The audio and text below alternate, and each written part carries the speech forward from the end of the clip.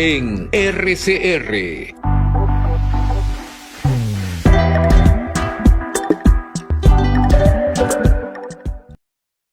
Bienvenido, Carlos Fernando.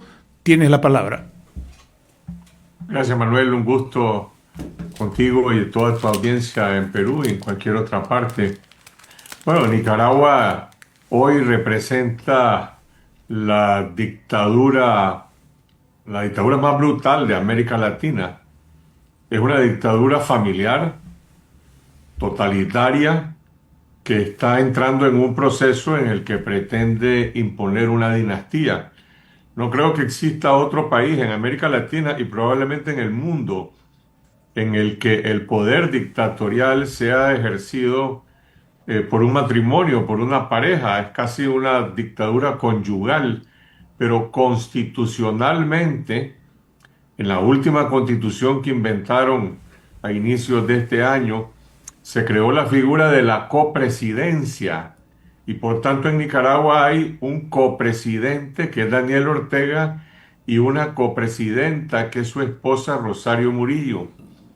Eso dice ya la Constitución, es decir, la sucesión dinástica ya está resuelta por la vía constitucional, lo que no esté resuelta por la vía política, porque en la medida en que la esposa de Daniel Ortega cada día está asumiendo un rol más protagónico y asumiendo el control del poder absoluto, está por lo tanto purgando, desplazando, persiguiendo a altos funcionarios de la propia dictadura, ya sean ministros, ya sean militares, policías, operadores políticos, que son leales a Daniel Ortega y los desplaza para poner en sustitución de ellos a personas únicamente leales a ella. Danos algunos ejemplos, por favor. Danos algunos ejemplos, 2, 3 ejemplos para ilustrar, porque aquí en el Perú conocemos muy poco y es importante que se conozca, porque me parece, entre paréntesis, que ese modelito no está solamente implantado ahí, sino que constituye una especie de pauta para otros que pueden hacer lo mismo. Adelante, por favor.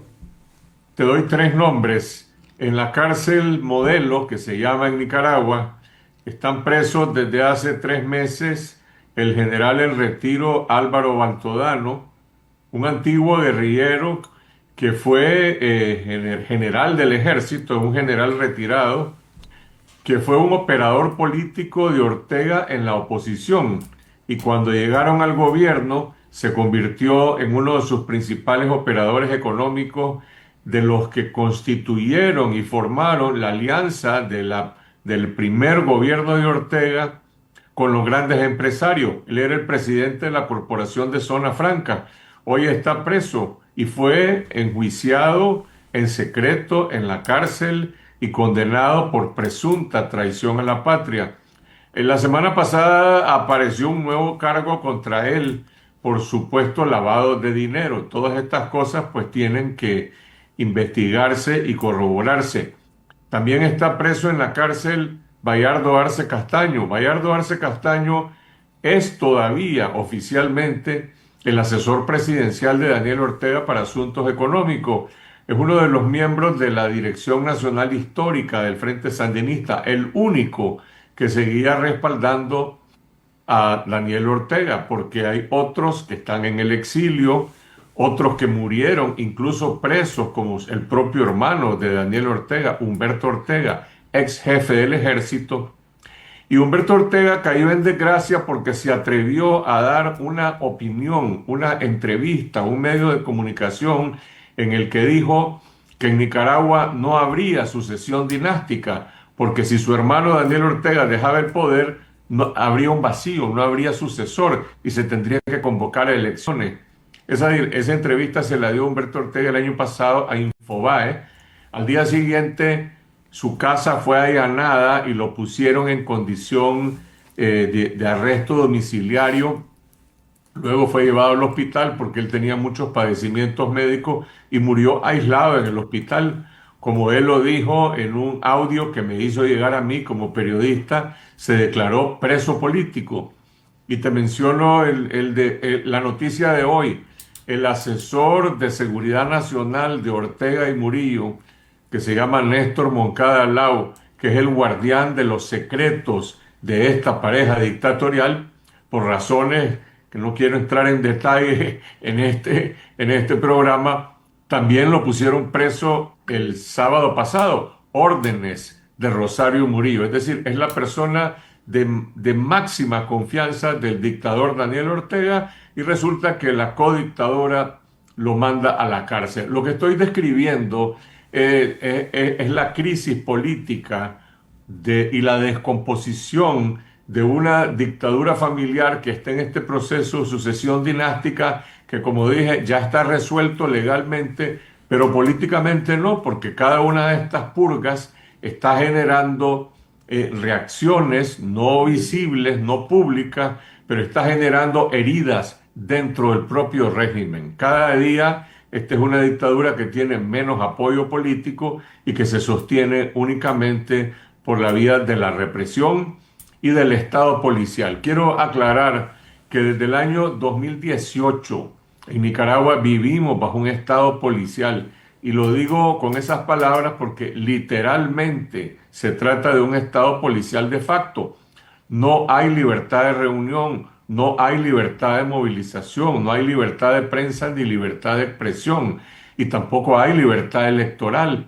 Las últimas elecciones que estaban programadas en Nicaragua en 2021 se realizaron con todos los candidatos presidenciales de la oposición presos, y con más de 40 líderes políticos y cívicos también presos. Y yo estoy hablando hoy desde Costa Rica, porque como periodista no puedo ejercer el periodismo en Nicaragua porque es un crimen, y no lo digo solo en mi caso. Habemos más de 200 periodistas que estamos en el exilio porque en Nicaragua mi medio de comunicación fue ilegalmente confiscado, el medio de comunicación Confidencial Digital. Mi redacción fue asaltada 2 veces por la policía. Eso es Nicaragua hoy. Esa es la dictadura de Daniel Ortega y Rosario Murillo, que, como dije al inicio, pretende convertirse en una dinastía como fue la dinastía de los Somoza. Pero bueno, la dinastía de los Somoza en Nicaragua fue derrocada en 1979 por un movimiento, por una revolución armada. Hoy en Nicaragua nadie pide ni propone una revolución armada. Lo que se quiere realizar es un cambio político, una transición democrática, pero para llegar a eso hay que quitar el Estado policial, y eso no se va a lograr solamente por una petición y una buena voluntad. Es decir, se requiere recuperar espacios de libertad para que los nicaragüenses puedan manifestarse, como salieron a las calles en 2018 a demandar elecciones libres y a demandar un cambio político. Eso provocó una represión brutal, más de 350 muertos que están en la impunidad, y ahí fue cuando se impuso el Estado policial que ya hemos vivido en estos 7 años continuos. Eso quiere decir que los mecanismos de un régimen constitucional, como puede ser la protección de derechos, no voy a hablar de derechos humanos para no utilizar esa frase tan acotada y tan manida, sino la protección de los derechos civiles de las personas. Fiscalía, por ejemplo, Poder Judicial, ¿cómo es el control de ellos? Porque si no se controla eso, queda algún espacio de que la gente pueda sacudirse, aunque sea el derecho a pataleo, como se dice vulgarmente. Cuéntanos un poco de esto, por favor.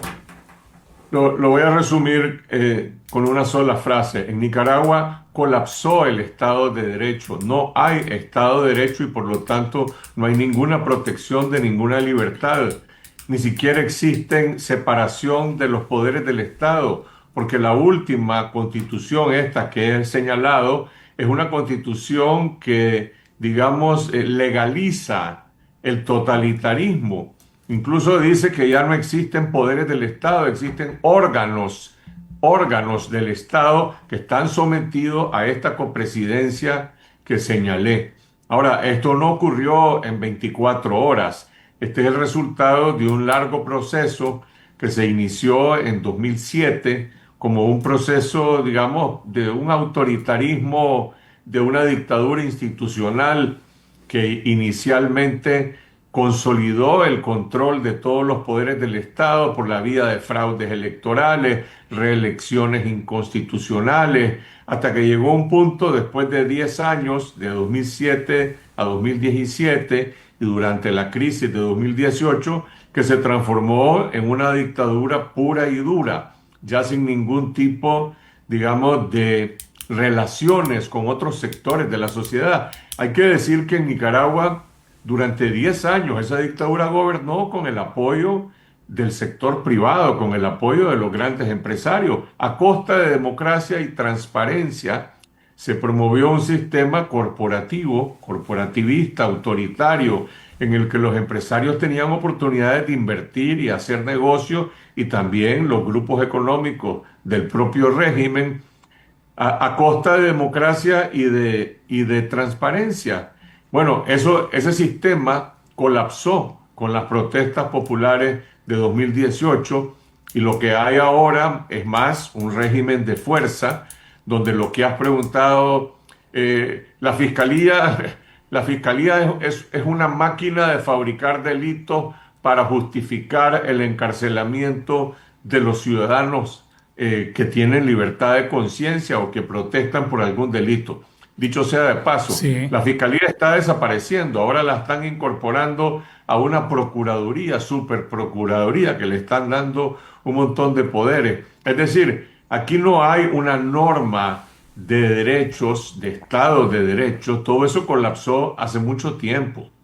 Bueno, entonces hay otro aspecto muy importante que te pido que nos des un par de ejemplos, porque ninguna de estas cosas es solamente por el poder, sino el dinero. Entonces, ¿cuáles son los negocios del señor Julio César? Recordando la vieja novela póstuma de Bertolt Brecht, los negocios de la pareja, ¿cuáles son?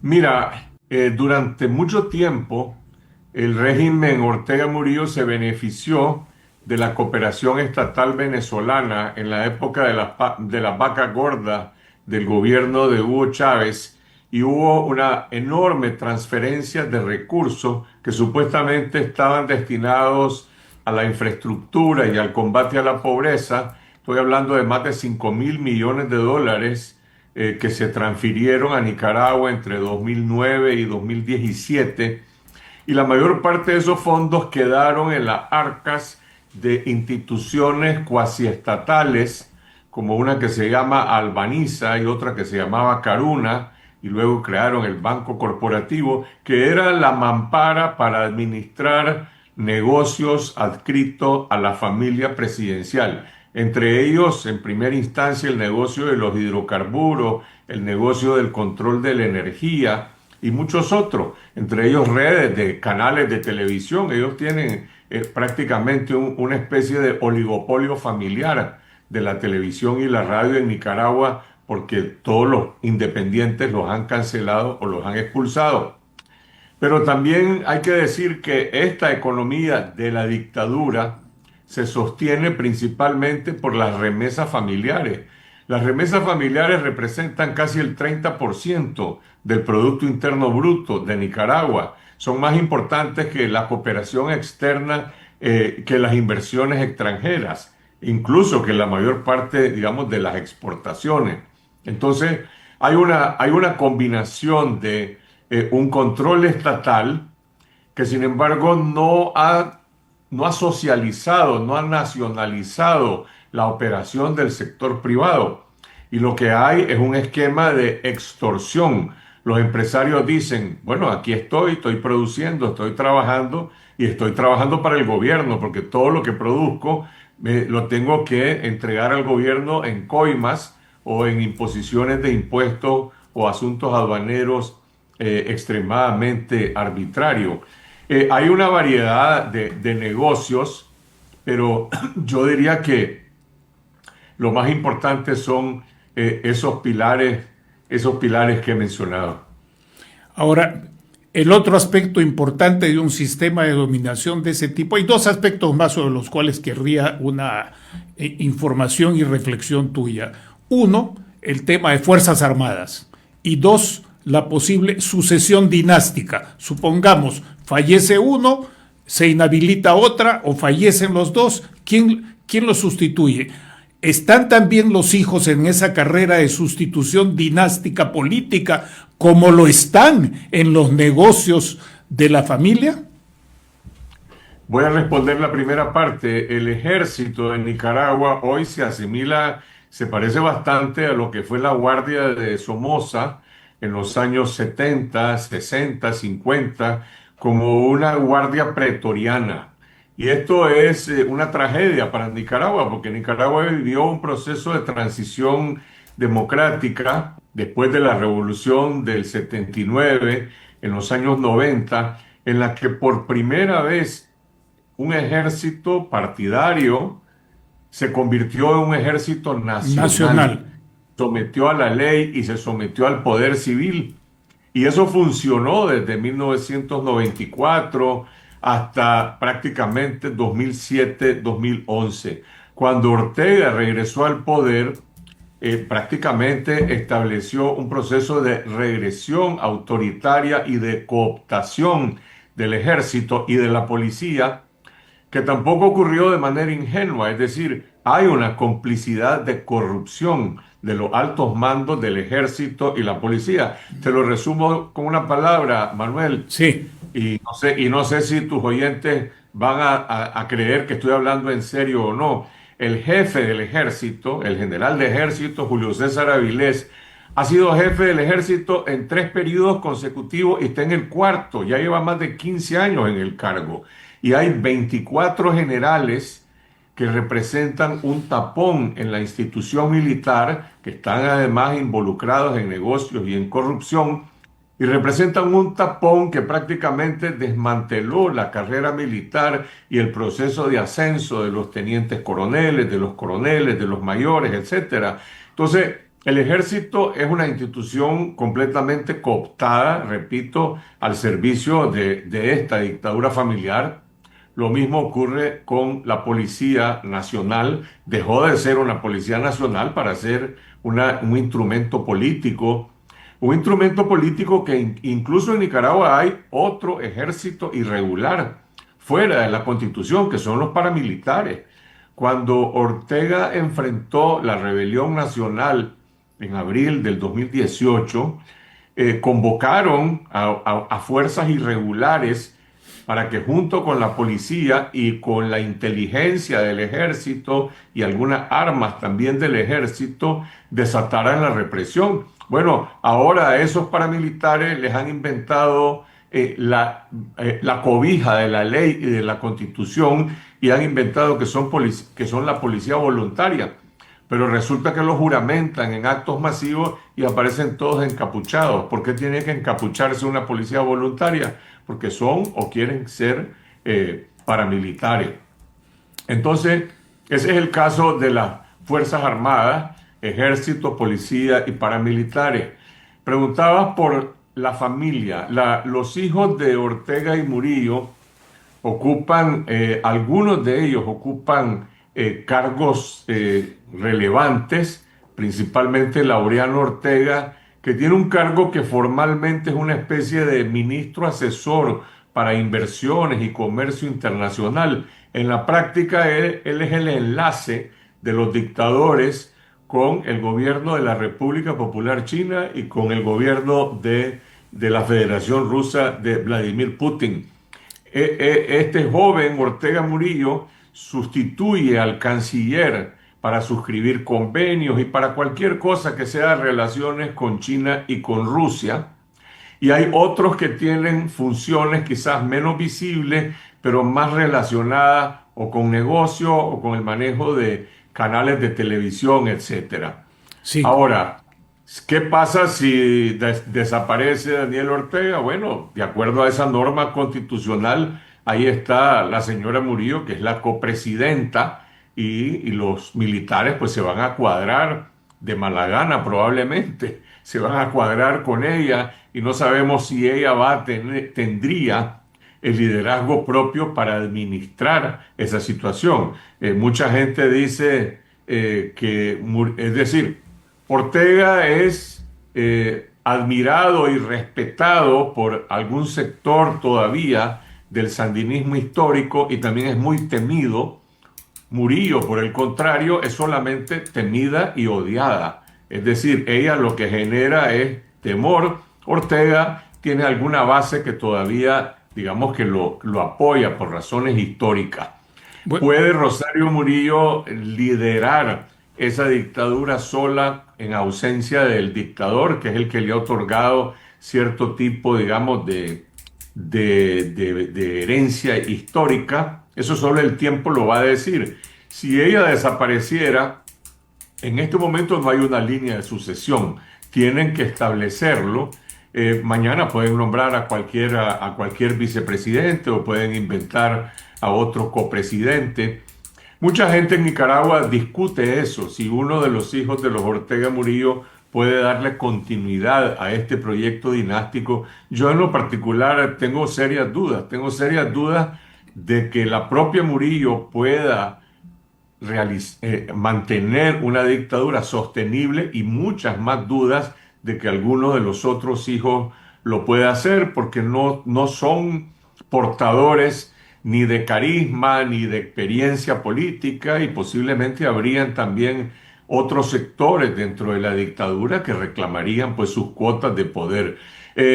Sin embargo, en este momento en Nicaragua pareciera que la única palabra, la única política es que va a continuar esta dictadura dinástica que, como decía, pues yo tengo mis reservas si esto es un proyecto sostenible o no. Lo veo todos los días como periodista y vuelvo a la historia de las purgas, que es lo que yo desde el exilio hoy estoy cubriendo en Nicaragua, que han purgado en línea a cuatro figuras importantes del sandinismo o sobre todo que eran asesores y aliados de Daniel Ortega, y eso está generando un torbellino interno dentro del régimen. Con esto no estoy diciendo de que esté explotando algo o que hay una rebelión interna. Obviamente ese tipo de heridas son heridas profundas, son heridas, hay un malestar profundo, pero es un malestar sordo que no se manifiesta públicamente de ninguna manera en este momento. antes nos quedan apenas unos 6 minutos y me gustaría una información y reflexión tuya sobre la situación y situación y desempeño de dos instancias religiosas en términos de iglesias, no de religión, sino de iglesias. La Iglesia Católica y la rama más importante, la Iglesia Evangélica. Tienes la palabra. La Iglesia Católica ha sido objeto de una brutal persecución de parte de la dictadura, al grado de que hay 4 obispos exiliados en Nicaragua y hay más de 90 sacerdotes que han sido encarcelados y también desterrados. Y el gobierno prácticamente intervino las cuentas de la Iglesia Católica y hay operaciones de espionaje en torno a las iglesias. Uno preguntaría, ¿pero por qué? ¿Acaso la iglesia es una institución política? ¿Acaso la iglesia amenaza a la dictadura? Creo que lo único que representa la iglesia en Nicaragua es libertad de conciencia. Es una institución que tiene su propio peso y su propia credibilidad. Y sí, en algún momento algunos sacerdotes, algunas parroquias, algunos curas, algunos obispos, no toda la iglesia como institución, se solidarizó con las víctimas de la represión. Y lo que hay ahora es una acción de venganza. Hoy la iglesia en Nicaragua está silenciada y esas preguntas hay que hacérselas al nuevo Papa, que en Perú ustedes lo conocen bastante bien, porque bueno, tampoco hay relaciones con el Vaticano. La dictadura suspendió, dicen, las relaciones con el Vaticano después de haber expulsado al nuncio apostólico. ¿Y por qué expulsaron al nuncio apostólico Valdemar Sommertan? Esto fue en el 2023 también.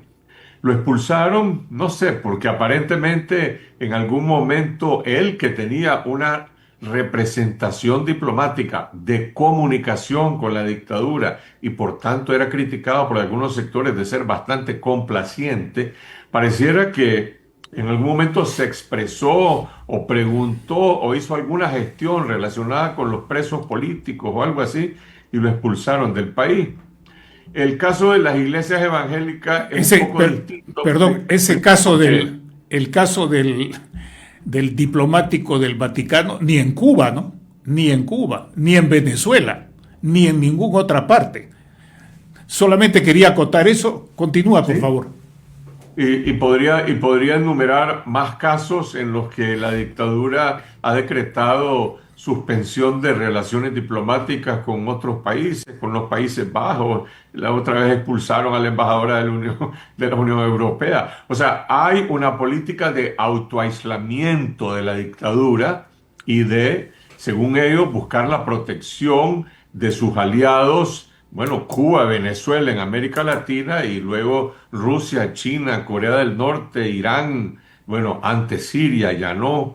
Y ese es el entorno en el que se vive en Nicaragua.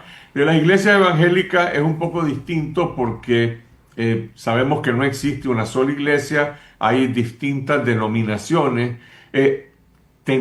Había una tendencia de cierta colaboración con la autoridad y con el régimen, pero tengo que decir que también han sido objeto de persecución política. Hay pastores hoy que están encarcelados, que han sido confiscadas sus obras. Bueno, solo termino con una palabra. Las monjitas de Madre Teresa de Calcuta fueron expulsadas de Nicaragua. ¿Por qué fueron expulsadas de Nicaragua? Porque barrieron con toda la sociedad civil y la iglesia es parte de la sociedad civil.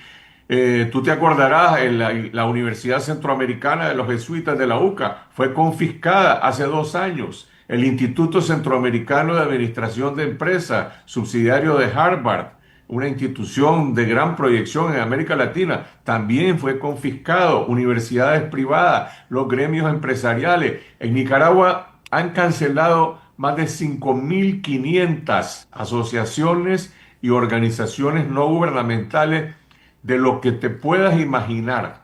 Y si me preguntas, la Cruz Roja, también la Cruz Roja fue cancelada en Nicaragua. Y la Cruz Roja Internacional también tiene prohibido ingresar al país a ver las cárceles. Estoy describiendo, como lo dijo hace poco el embajador de Uruguay, creo, ante la OEA, la peor dictadura de América Latina en estos tiempos.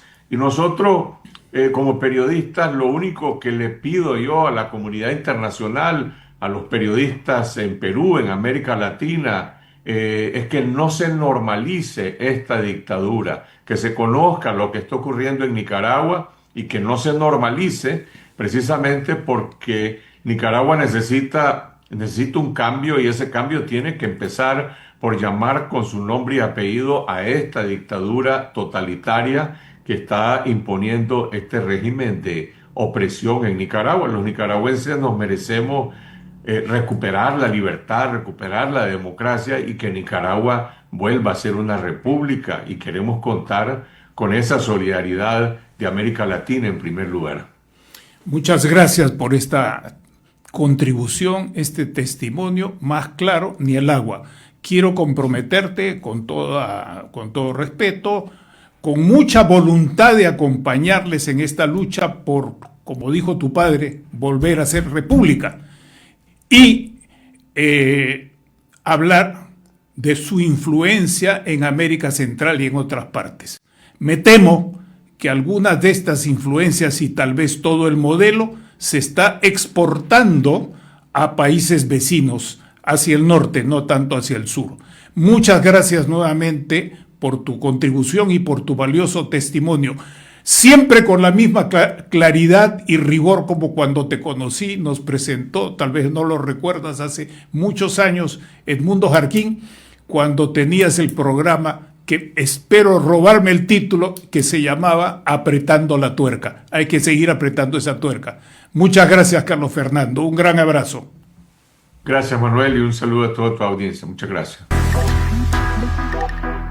Hemos presentado Geopolítica en RCR.